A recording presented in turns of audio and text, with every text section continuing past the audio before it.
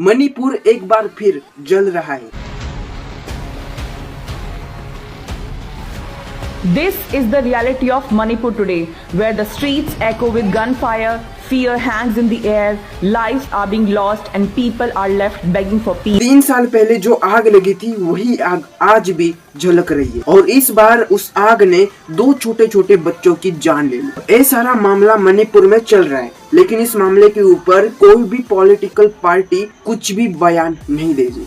प्रधानमंत्री वेस्ट बंगाल में छानमुरी खाने में बिजी है, अपना जाल मुली खिलाओ, और मीडिया उसको कवर करने में लगा है। मणिपुर के लोग चिल्ला चिल्ला के कह रहे हैं कि हमें बचाओ हमें बचाओ, लेकिन ये पॉलिटिकल वाले इसके ऊपर कुछ भी नहीं बोल रहे। मणिपुर में सिविल वॉर जैसी सिचुएशन है और ये सिचुएशन पिछले 3 साल से चल रही है। हमारे स्टूडेंट का लाइफ सब बर्बाद हो चुका है, क्यों चुप रहे हो आप? We want to live in peace, all we want is justice. Is that only we ask for? Is it too much? और अब मणिपुर के लोग फ्रस्ट्रेट हो गए। 3 साल पहले मणिपुर की हालत बहुत खराब थी। 3 साल पहले मणिपुर में गोलियां चलती थी, आग बरसते थे और उस समय पे भी सरकार ने कुछ भी नहीं बोला इसके ऊपर। लेकिन अब 3 साल के बाद एक बार फिर मणिपुर में आग छिलक रही है, गोलियां चल रही है, इसके ऊपर अभी भी सरकार कुछ नहीं बोल रही। बेटी बचाओ बेटी पढ़ाओ हाइबजी याम फजबो हाइनी अदुबो ngasidi बेटी।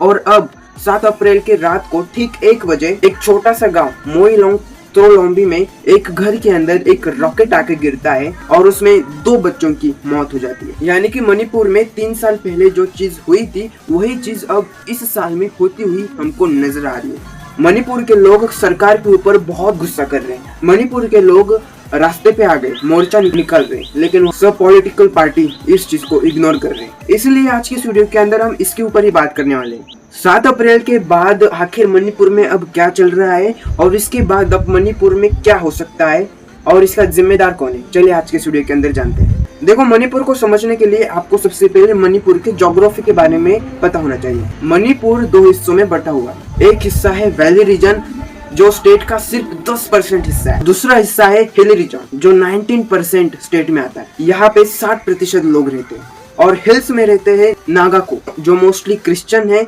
और 40% लोग हैं। अब जो बीच में माइती लोग रहते हैं वो माइती लोग सिर्फ बीच के हिस्से में ही रह सकते हैं। ये माइती लोग सिर्फ बीच के हिस्से की ही जमीन खरीद सकते हैं। ये माइती लोग साइड के एरिया में नहीं जा सकते थे, ऐसा नियम है। माइती लोगों के पास ठीक ठाक पैसा है, धंधा है, बिजनेस है, लेकिन हिल्स लोगों के पास कुछ भी नहीं है।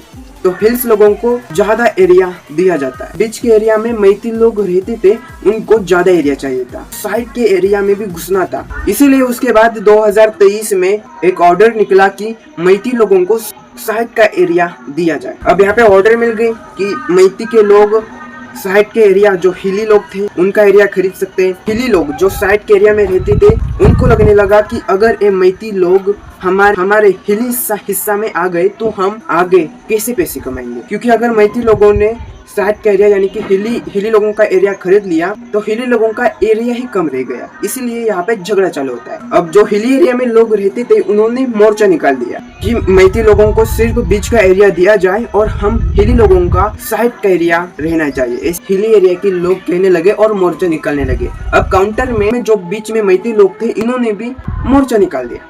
अब यहाँ पे वायलेंस चालू हो जाती है, झगड़ा चालू होता है। मैती लोग वर्सेस हिल एरिया के लोग, इनके बीच में झगड़ा चालू हो जाता है। गोलियां चलाने लगते हैं, पुलिस वालों के कपड़े पहनते थे और अटैक करते थे।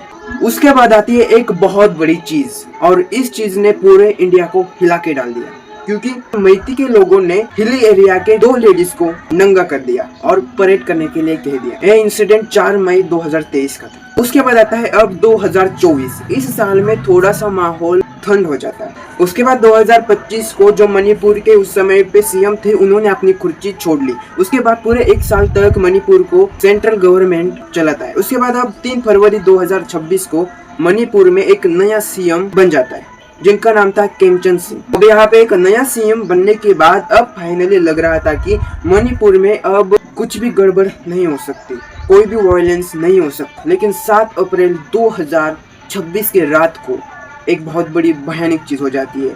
उस रात को एक 2 साल का लड़का और उसकी बहन 2 महीने की थी और उनकी माँ, ये तीनों एक रूम में सोए हुए थे और इनके पापा ड्यूटी करने के लिए बाहर गए हुए थे। लेकिन उसी रात को आउट ऑफ नोवेयर एक रॉकेट आता है और इसी घर में आके धड़क जाता है। इसी में उन दोनों बच्चों की मौत हो जाती है और उनकी माँ अभी इंजर्ड है। उसके बाद ये पता चलता है कि ये रॉकेट हमला एक प्लानिंग हमला था। इस हमले को मिलिट्री वाले लोगों ने किया था। उसके बाद उन लोगों को अरेस्ट किया जाता है, लेकिन इन दोनों बच्चों की डेथ हो गई। अब ये देखकर वहाँ के आसपास के लोग गुस्सा हो गए और बंदूक लेके एक कैंप पे पहुंचे और वहाँ पे तबाही मचा दी, गोलियां चला दी।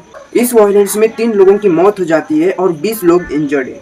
वहाँ के महिलाओं ने रैली निकाल दी, मोर्चा निकाल दिया और इस मोर्चा को रोकने के लिए वहाँ की मिलिट्री ने गोलियां तक चलाई। अब ये देखकर साफ साफ होता है कि मणिपुर सेफ नहीं है। मणिपुर में अभी भी वायलेंस हो रहा है और मणिपुर की सिचुएशन आउट ऑफ कंट्रोल है।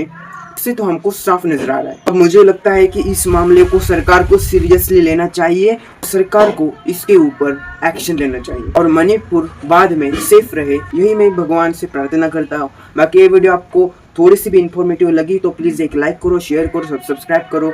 जहाँ पे अन्याय हो रहा है उसके ऊपर हम बोलेंगे ही बोलेंगे, तो इसके लिए एक लाइक और सब्सक्राइब तो बनता है।